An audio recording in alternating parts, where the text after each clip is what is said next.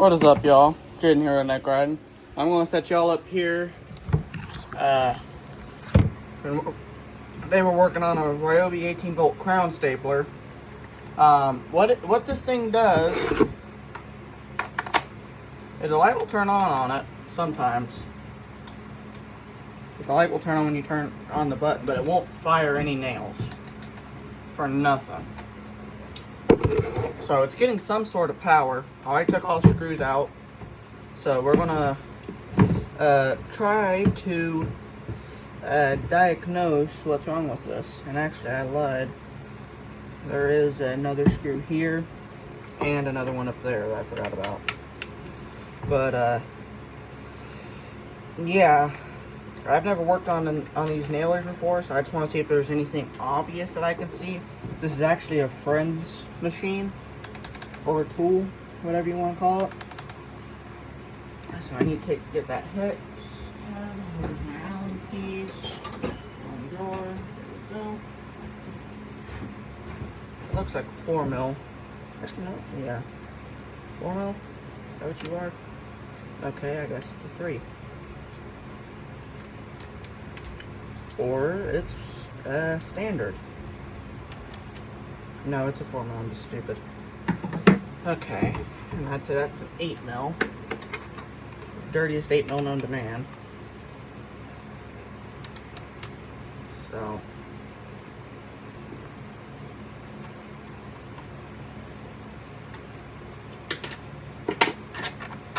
okay. So now, okay, loosen these Allens up here as well, I guess.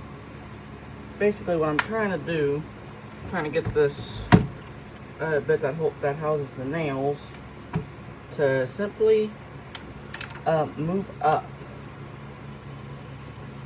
a little bit.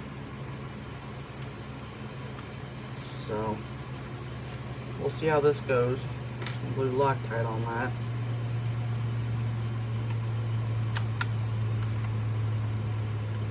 And if y'all live in the upstate region of South Carolina and you're looking for Ryobi and or rigid tools, there's a place called Direct Tools Outlet or something like that. And okay, there we go. So this is just straight come off, or oh, that's fine. I don't need it to. So let's go from this side. Am I missing a screw or something? Or is it just being stubborn?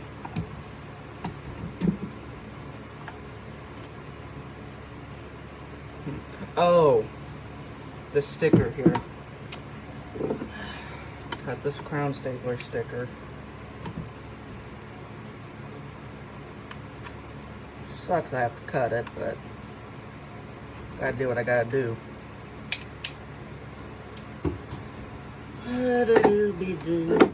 Now, if that's all the stickers this has on it, yep. Okay.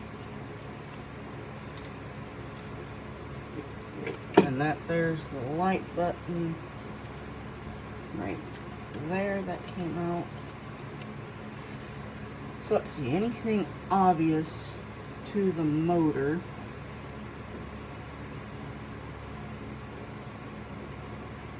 Actually, it's looking inside of this motor a little bit. It looks like the motor itself might be burnt out, but I have seen it before as well, that some solder connections are bad.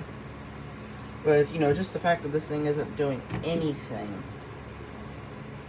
you know, when you try and do anything, that makes me point to this motor being bad.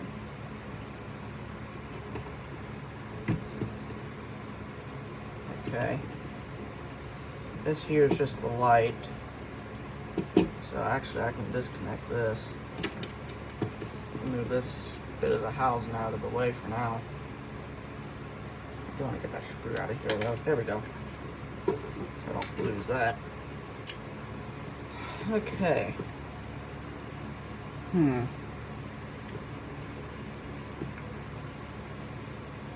I don't see anything obviously wrong. All the solder connections look good. Is it on the motor side? Yep. Okay. It's got a little grime on it, but I don't think that would keep it from working. Maybe.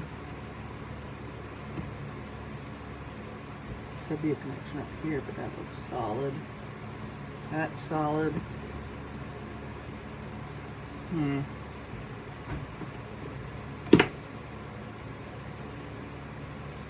Confusing. This thing ain't wanting to fire. This is a new enough tool where I highly, and this thing hasn't been used enough for me to think that the motor's gone.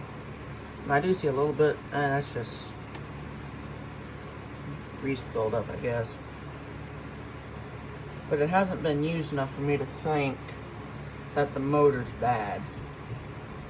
And typically these airstrike systems tend to be fairly reliable from my understanding. As far as I know, at least. Yeah, no, off of first glance, I don't see anything physically wrong with this. So,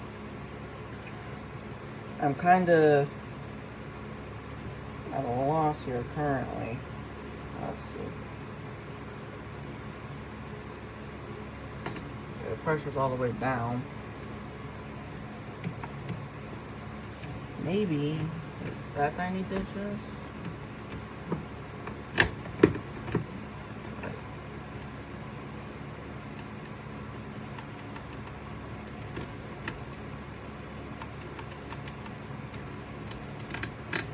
I'm pretty sure all this is for is adjusting your depth.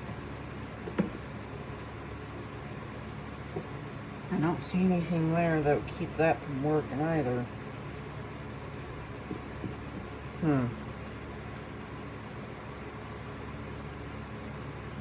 Maybe just tapping the motor or spin. Let's see. Actually, I don't see some. That motor does spin freely, so it isn't locked up at least.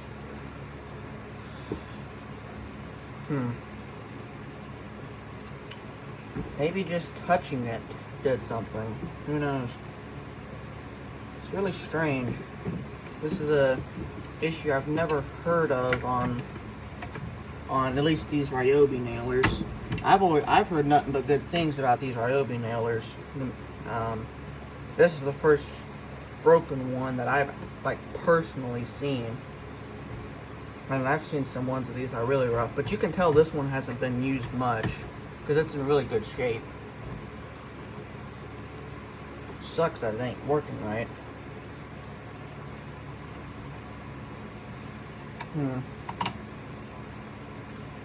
And I didn't see any sensors or anything that go into here if there ain't no nails in it, but that shouldn't make a difference whether there's nails in there or not.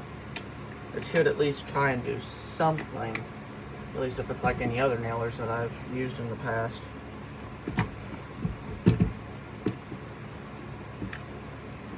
This here's an 18 gauge crown stapler.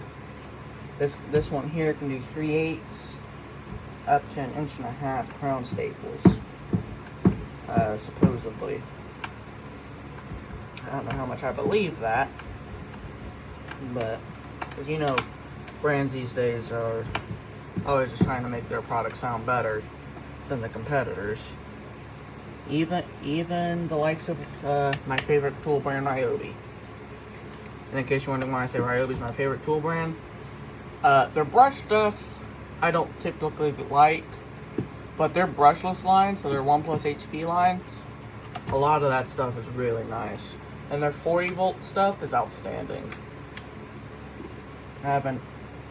Personally, I haven't had a Ryobi tool break on me. Although, obviously, my friend had this one break.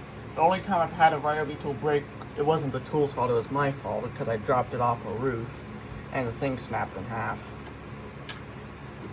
That was my fault, that ain't the tool's fault. That is no fault of the tool. That's fully the fault of the user. But this, on the other hand, I don't know. Okay.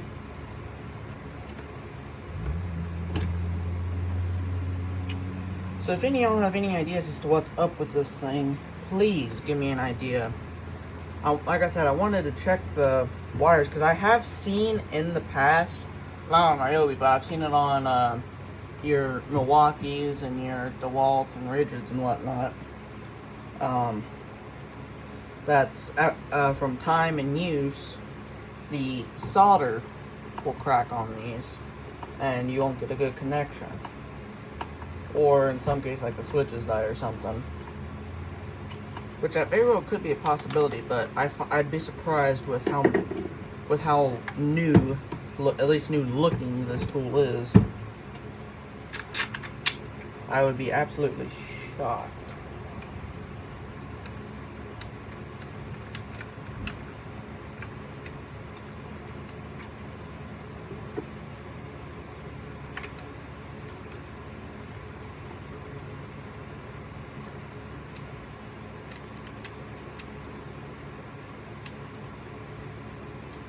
Okay.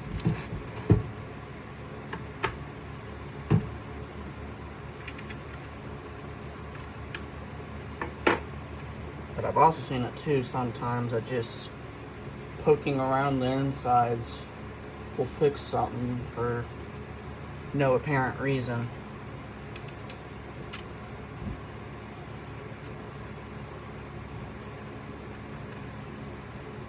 It's weird how that works.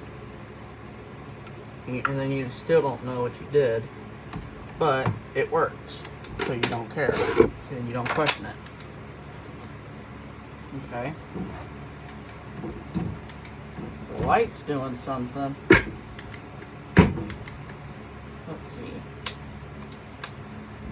But now, the light actually goes off.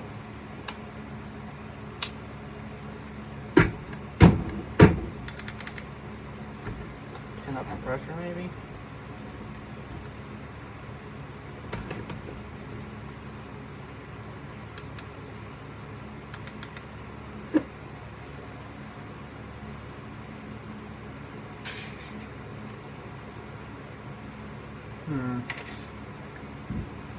I'm just looking in here. I don't see anything.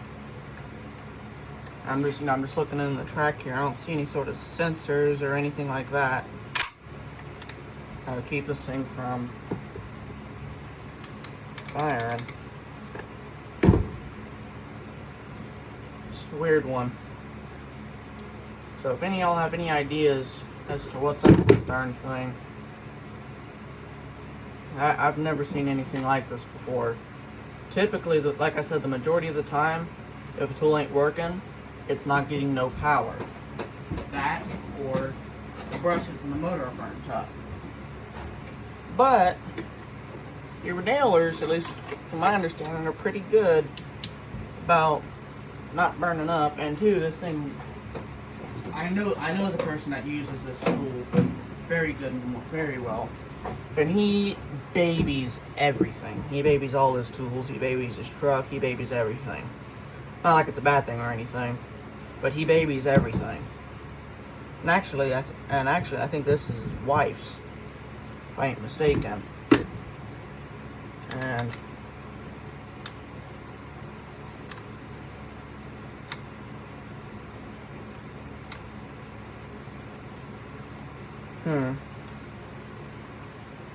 and it's not working in sequential or single shot. Because sequential, you're supposed to just be able to tap it and it constantly shoot. Supposed to. But obviously this one ain't doing that. So, if y'all have any ideas, it would be greatly appreciated. Because this is a new one on me. And typically Ryobi makes a pretty good nailer. So, sad to see this one down. So, just let me know if y'all have any ideas. So, and also, I got one of the Ryobi brushed multi-tools, I just want to show this off. At first, when I saw this, I was like, oh, you have to hold this the entire time, you know, while you're cutting. But no, all you have to do, push that button in, and it'll stay running, and then just click the button and it's off. So actually, I like that. I kind of like that. So, and I was talking about a discount store for Ryobi and Ridgid. I got this for 35 bucks. Now, to be fair, this is a factory reconditioned tool, but 35 bucks for a refurbished tool, which is basically like new with, you know, with how Ryobi is with the factory refurbished stuff, or TTI, whatever you want to call it. It's not bad. Not bad one bit. And this here is factory blade. So, the only thing I don't like about it, have to use the tool. But 35 bucks I'll put up with it for years. Until this breaks. I honestly hope it breaks, because I want an excuse to get the brushless. But until this breaks, I will not be getting another multi-tool. So we will be putting this thing through the ringer, see how that goes. So that's it for now, y'all. I'll see y'all next time here on No Neck Riding.